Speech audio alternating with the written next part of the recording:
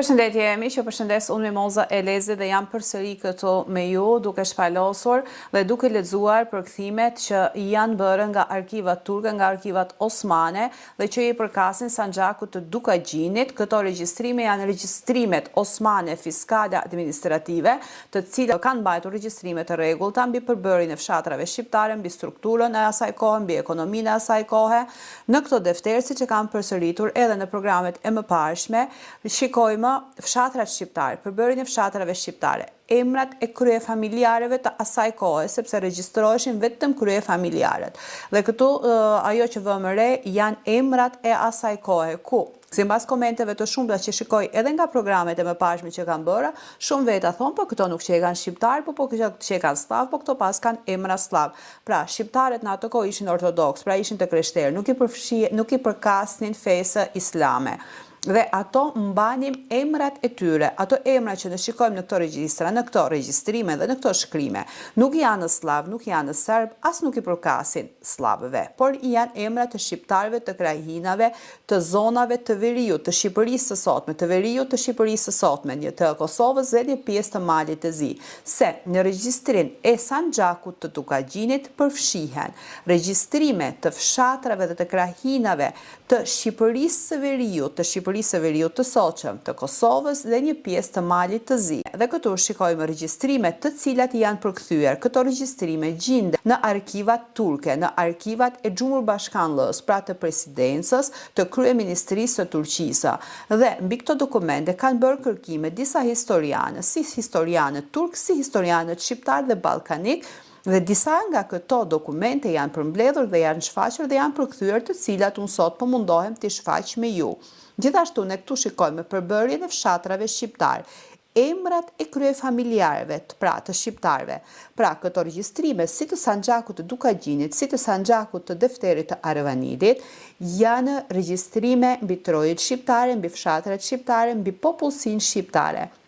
Dhe emrat mos në habisin, sepse ashtu, siç sot pjesa më e madhe e shqiptarëve kanë emrin Ahmet, Mehmet, Ali, Sulejman, Abdullah, por këto emra nuk janë emra shqiptar, por këto janë shqiptar të cilat kanë pranuar fenë islame dhe ato nuk do të thotë se kanë këto emër dhe janë arab, ashtu si këto shqiptar kanë qenë të krishterë dhe sot për një pjesë të madhe të shqiptarëve të cilët nuk lexojnë, nuk shfletojnë, nuk shpalosin, por merren me hamendje, me thashetheme dhe me paragjykime të ndryshme që shikojmë vetëm në rrjetet sociale, pa shpalosur një libër dhe një dokument, ato emra janë emra tipik shqiptar të shqiptarëve ortodoks të asaj kohe. E ndjej të nevojshme ta theksoj këto sepse kam shumë komente të ndryshme dhe nga më të ndryshme. Gjithashtu, ne këtu do të shikojmë regjistrimin e fshatrave, regjistrimin e popullsisë, regjistrimin e kishave, të objekteve fetare, regjistrimin e xhamive të asaj kohe, të ardhurat e asaj kohe, taksat që banorët e fshatrave të ndryshëm paguanin. Dhe këtu, sidomos në regjistrin e defterit të Sanxhakut të Dukagjinit, ne shikojmë pagesat të cilat bëheshin në ispengje. Dhe ispengje paguanin shqiptarët e krishterët, të cilat ato kishin taksa shumë të ndryshme se sa muslimanët. Dhe muslimanët biles nuk i paguan disa lloj taksash, ndërsa të krishterët i paguan. Siç e kam theksuar edhe në defterin e Sanxhakut të Arvanidit, ku shikojmë se shqiptarët e krishterët paguanin taksa edhe për djemt e rritur dhe të shëndetshëm. Dhe ato taksa pikërisht perandoria osmane ja kërkonte, sepse thoshte ju të cilët nuk pranoni të ktheheni në musliman, atëherë për juve paraqitet jeta në rrezik, sepse mund t'ju sulmojnë dhe që t'ju mbrojnë juve nga sulme të ndryshme, ju do të paguani taksa. Gjithashtu këto do shikojmë edhe regjistrimin e mullinjve, produktet, prodhimet që kultivoheshin në fshat dhe organizimin ushtarak të administratave të zonës. Dhe deri tashmë tek Sanxhaku i Dukagjinit kemi parë fshat Gjakovica, pra Gjakova e sot. Kemi parë fshatin Gorna Raca, kemi parë fshatin Dolina Raca dhe fshatin Bozhga. Sot do t'jemi tek fshati Dujk së bashku me mahallën Guska që i përket fshatit Dujk. Gjitha ato përkthime që marrin pjesë në këtë defter që kam në dorë, do t'i shfaq në seri pa ndërprerje, çdo 2 ditë një program. Kam edhe disa pyetje se çu bë me Sanxhakun e Dukagjinit, pse nuk erdhën programet, po ka disa ditë që e kam ndërprer pak për arsye se kam pasur një çështje familjare me mamin tim dhe nuk kam bërë dot inqizime se u rrëzua dhe thyu shpatullën dhe tani po mundohem të regjistroj të gjitha të shkurtëra që të jenë sa më të qarta, programet do të jenë të shkurtëra.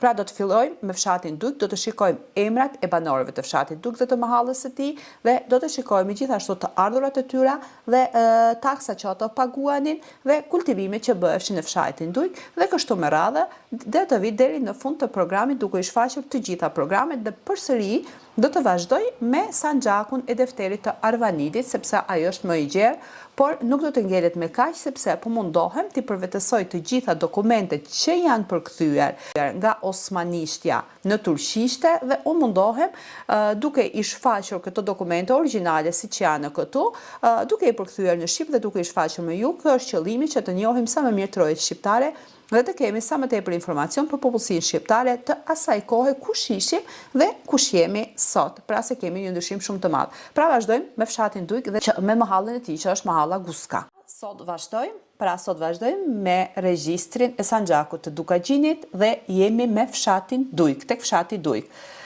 Banorët e fshatit Dujk janë Zhon Koka, Zhon Andrea, Noja Nina, Doda Lika, Gika Koka, Andre Doda, Kola Likici, Stojan Kurdi, Nina Vladi, Zhon Miçaj, Koka Vladimiri, Gjec Miçaj, Zhon Nikola, Gika Baci, Deja Miça, Zhon Koka, Biba Gjoni, Jank Kota, Jank Bank Kota, Tola Biba, Nina Koka, Nina Lapa, Kurt Ilia, që gjendet në Bashtina, Lika Miçaj, Jank Koka.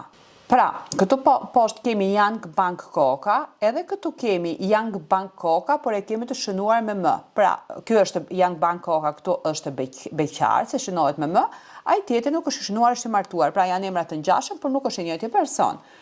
Prand Nina, Nina Kola, Nina Kurdi, Buça Vladi, Deja Miçaj, Prand Doda, Nina Nikola, Miça Nina, pra këto që janë me më, e dim që janë beqarë të pamartuar e kemi theksuar dhe në programet e mëparshme.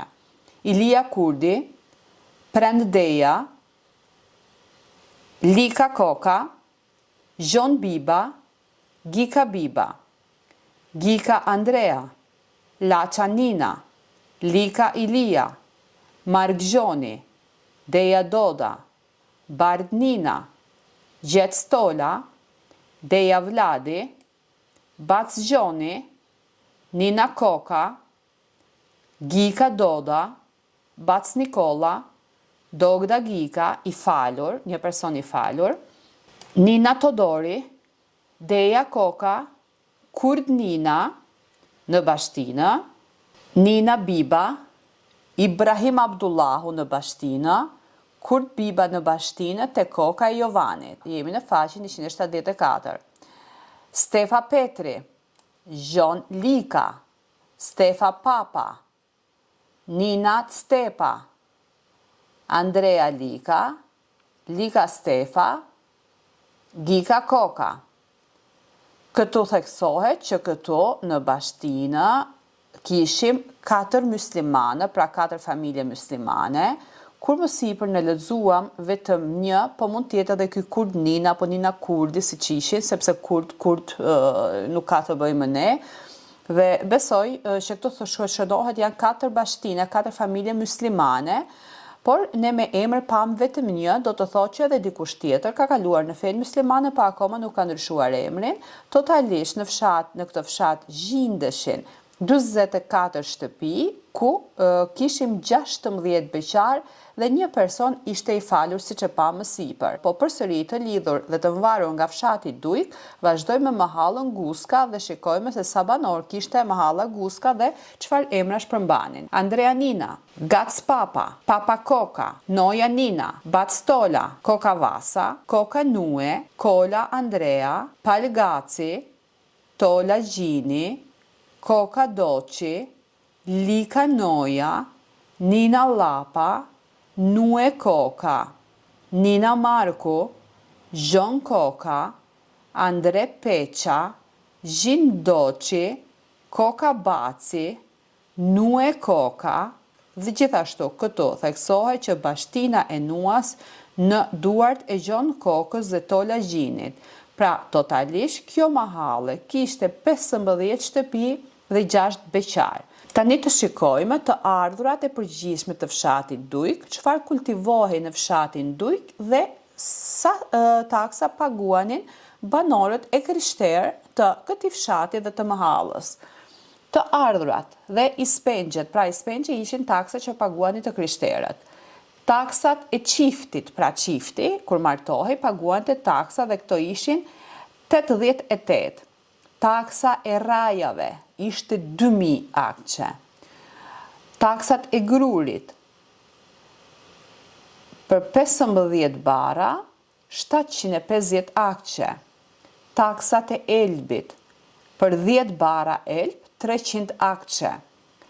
Thekër për 7 bara thekër paguheshin 280 akçe. Për 15 bara ujem paguheshin 300 akçe. Për 50 medre musht paguheshin 500 akçe. Për perimet në përgjithësi paguheshin 160 akçe.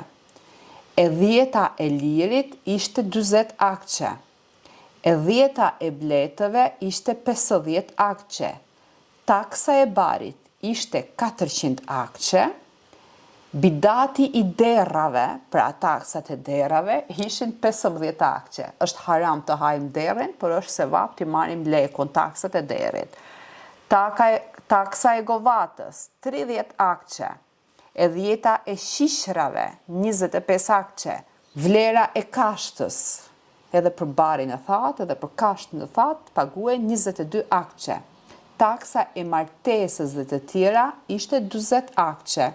Shuma në përgjithësi ishte 5.000 akçe, pra që paguheshin nga ky fshat, nga fshati Dujk. Pra, siç e kam theksuar edhe më parë, mundohem t'i përmbledh në minuta të shkurtër fshat ashtu siç janë, që të jenë të dhënat më të qarta, më të hapura, më të sqaruara dhe t'i njohim më mirë fshatrat. Për këtë fshat nuk kemi ndonjë shënim që sot ekziston apo jo. Dhe pa tjetër këto fshatra i përkasin nahijes së Dukagjinit, pra mund të jenë të zonave të Gjakovës, mund të jenë në lidhje me hasin e Kusit, mund të jenë të Kosovës, mund të jenë të Malit të Zi. Nuk do të them se kujt i përkasin, sepse nuk i njoh mirë fshatrat e këtyre zonave, por thjesht mundohem të shfaq arkivat, pra çfarë shkruajnë arkivat osmane mbi përbërjen dhe strukturën e fshatrave shqiptar. Dhe pikërisht kam në dorë pra defterin e Sanxhakut të Dukagjinit. Pra ky është një program i shkurtër dhe patjetër në programin tjetër do të shikojmë fshatin Brajković që varet nga rodina e tij. Do të shikojmë banorët, të ardhurat dhe regjistrimet. Gjithçka ashtu siç janë. Mirupafshim pra në programin tjetër dhe si të thash, deri kur të mbaroj Sanxhaku i Dukagjinit, të gjithë fshatrat që janë rreth 90 të gjithë fshatrat, ato të cilat janë përkthyer dhe ato të cilat janë të regjistruara, do t'i shfaq një nga një, pastaj në të ardhmen do t'i marr të gjithë defteret dhe arkivat me radhë, pasi të marroj edhe defterin e Sanxhakut të Arvanitit, do të shikoj ato të Shkodrës, të Elbasanit, pra një nga një, se një shpirt kam të duar, kam një njeri jam dhe kaq mundësi kam. Mirupafshim në programin tjetër.